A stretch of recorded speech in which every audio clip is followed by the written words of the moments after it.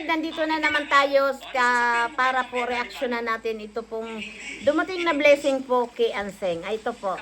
Pahirapan yung boxing. Sige nga ka.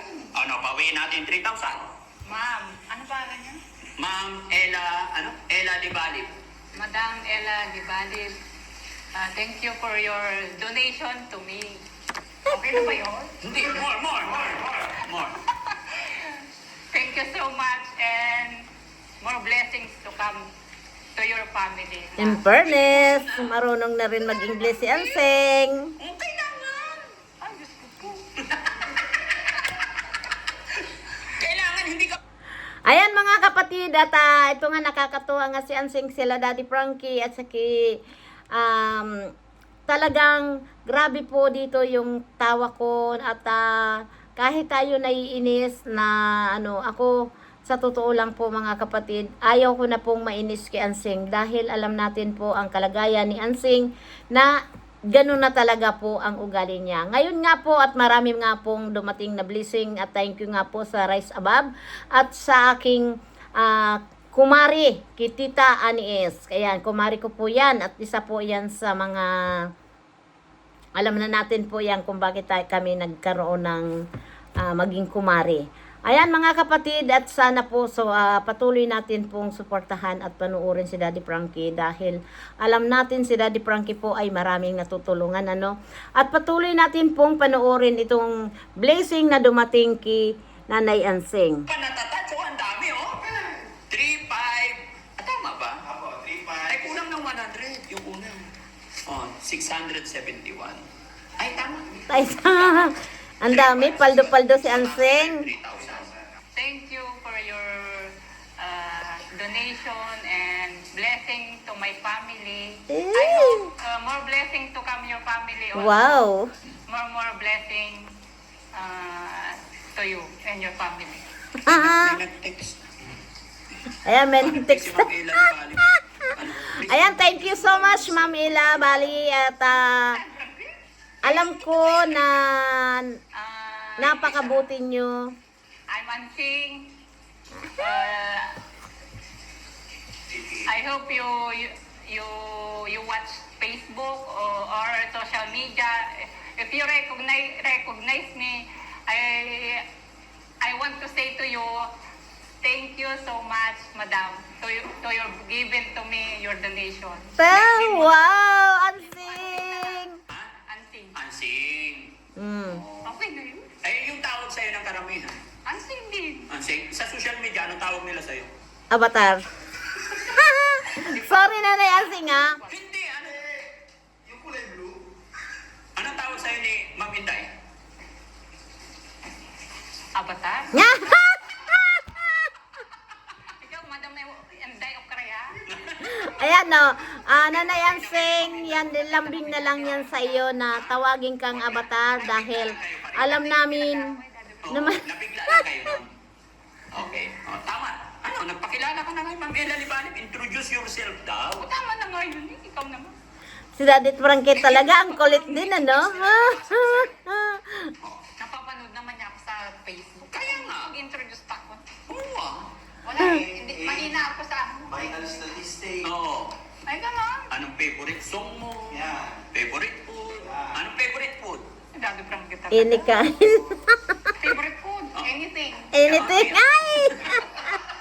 Kausapin mo to. Alam nyo, Nanay Ansing, ngayon talaga Favorite food ko lang. ay maraming nagmamahal, no? Like what? Kahit ano. Favorite fruits? Kahit ano din. No! Tatlong klase ng prutas. Mangga pinya. Manggabin niya. Okay. Favorite place? Ay, kahit saan. Dati Frankie. Kahit ano. First date nyo na asawa mo? Pati ba naman yun? Alam mo, ang galing talaga ni Daddy Frankie. Ako ituwang-tuwa dito, ano? Kahit na ano. Oo. Kasi kahit na ano din, kinukuha niya eh. First date nyo ng asawa mo saan? Sa Jollibee. Jollibee. Wow, Jollibee. Ano una sinubo sa'yo ng asawa mo? Hindi mo kami nagsusubuan. Dati Frankie. Masyado ng cookie yun. Masyado na daw na oo eh. Oh, wala nang lambingan. How old are you nung niligawan ka na asawa mo? Hindi ko na matandaan, Daddy Frankie. How old are you now? Ayan mga kapatid, at nakakatuwa nga po si Daddy Frankie na ito nga si Aling Ansing, marunong na rin po siyang makisabay. Dati, ako talaga sa aminin ko sa inyo na yung inis ko kay Ansing parang nawawala na rin dahil yung awa na rin po yung pumapalit sa akin. Ano? Gaya po kila Tita Anies na yung Rise Above po na talagang binigyan sila ng biyaya talaga. Ano? At sana po nga mga kapatid na si Ansing ay magbago na. At ito nga ay sana alagaan na lang mabuti si Oliver. Ano po? Official, Tita Monet. Pasensya na kayo, mga sponsor ni Daddy Frankie. Minsan, nagiging demanding ako. Nagsisisi din ako. Pero, minsan, huli na ko na na-realize na masyado na akong nagiging palalo. At least na-realize mo na na mali ka. Yun ang importante dyan, Nanay Ansing. Sa binigay niyong tulong na pinadala niyo, mga Rise Above. Salamat po sa pangunawa ninyo. Sana po hindi po kayo magbago sa pagsuporta sa Team Daddy Frankie. Pasensya na po kayo sa akin kung sumusobra yung ugali. Salamat Walang po. ano yun, Nan Ansing. Basta at least alam mo na nagkakamali ka. Importante yun. Nare-realize ko din po na mali po ako talaga. Sorry po sa mga nagagawa kong kasalanan. Salamat po sa inyo, sa donasyon niyo sa akin. Pagyayamanin ko po kung ano po yung binigay niyo sa akin. Salamat po.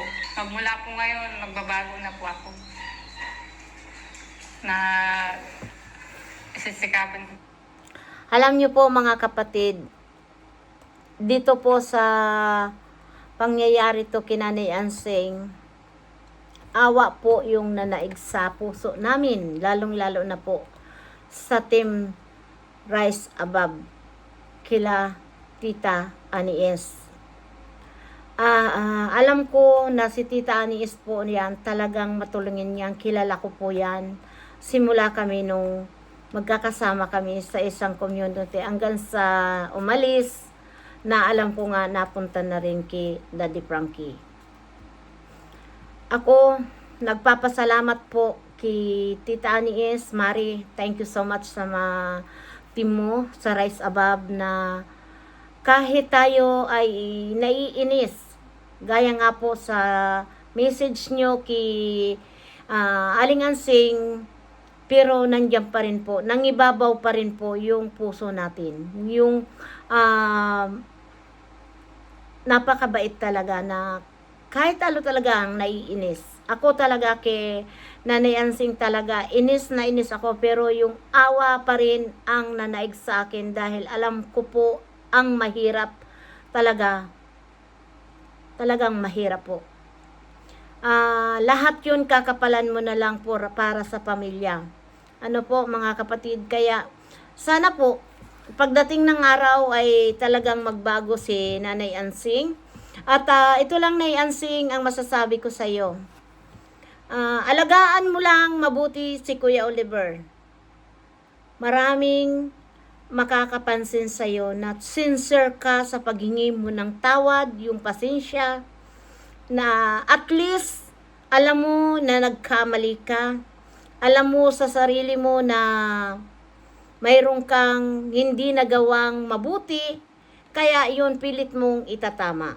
Makikita po yan ng mga viewers, lalong-lalo na po yung mga talagang solid supporter ni Daddy Frankie na kagaya nila Tita Anies, na nandyan yan simulat po si Daddy Frankie na naging charity vlogger, nandyan na po yan sila Tita Anies. Ano po? At kaya maraming salamat po sa Rise Above. Thank you so much. Shout out po sa inyong lahat.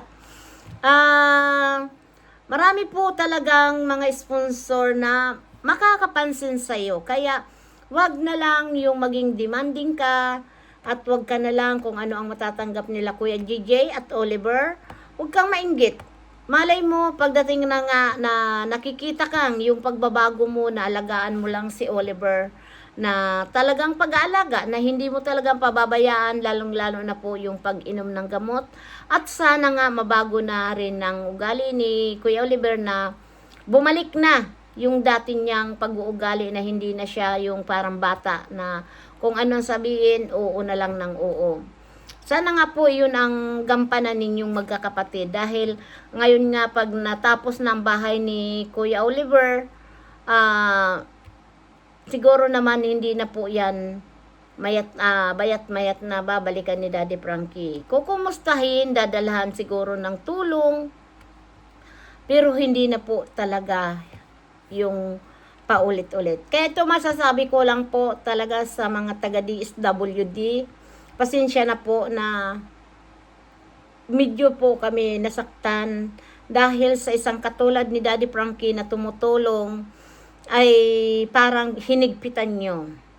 Kahit alam kong may sinusunod tayong rules dito sa ating bansa, sa gobyerno, pero wala naman tayong nakitang masama na ginagawa ni Daddy Frankie. Kaya yung pagtulong lang ng talaga.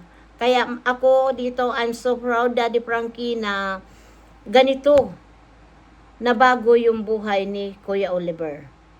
Na mula noon na alam natin na ang akala natin wala nang pag-asang maggumaling si ni Kuya Oliver, na nandoon lang na sa kulungan niya. Ngayon, talagang nakakahanga talaga na may bahay na talagang matatawag talaga nating bahay. Napakaganda talaga po. Ito na yung sinasabi ko, talagang so proud na isa ako sa mga community ni Daddy Frankie na nakasuporta, dahil alam ko na si Daddy Frankie ay napakabuting tao. At sa kanyang team, Aling Rochelle Vlogs, ay talagang nandyan yung 100% na suporta niya kay Daddy Frankie. Yun ang po ang napakahalaga po sa isang mag-asawa, na talaga kung anong ginagawa ng kanyang asawa sa alos makikita natin na ubos-ubos biyaya na talaga si Daddy Frankie kung mamigay ng tulong, dahil alam ko na si Daddy Frankie, hanggat kaya niyang tumulong, tutulong po yan. Nakikita natin yan sa tao na walang halong pagkukunwari. Wala man yung camera o may camera man po yan, nakita po natin yung paano po maging mabuting tao. Diba po? Kaya mga kapatid, hanggang dito na lang, at suportahan natin si Daddy Frankie, ang kanyang team, Aling Rochelle. Siyempre naman po, pakiyakap naman po si Malo de los Santos. At sana po ay tayo po, anuman po ang mangyari, nandito pa rin tayo magtulungan. At alisin natin na yung galit. Kahit yung naiinis tayo, wag natin po yan ay habang buhay nadadalhin na galit natin yan, yung inis natin kay Anseng. Sana nga, 'di ba? Napapanood ko lahat na mga upload ni Daddy Frankie at yung mga comment section niya at mga comment niyo mga kapatid. Nababasa ko po, pero hindi ko po kayo pwedeng usgahan dahil opinion niyo yun. Pero wag po tayong magalit. Na naiinis tayo, habang tayo nanonood, naiinis, pero hanggang doon lang. Huwag tayong mahit talaga sa mga tao, dahil tayo po ay magdadala niyan. Alam ng Panginoon kung ano po ang mayroon sa ating pagkatao. Kaya hanggang tayo po nabubuhay, sana po kaya natin magpatawad at mag-unawa. At higit sa lahat, mga kapatid, respeto sa isa't isa. Yun po ang mahalaga. Kapag may alam, hindi tayo po malilinlang. Mabuhay po tayong lahat. We love you so much sa inyong lahat. Bye-bye. See you my next vlog po. Bye-bye po.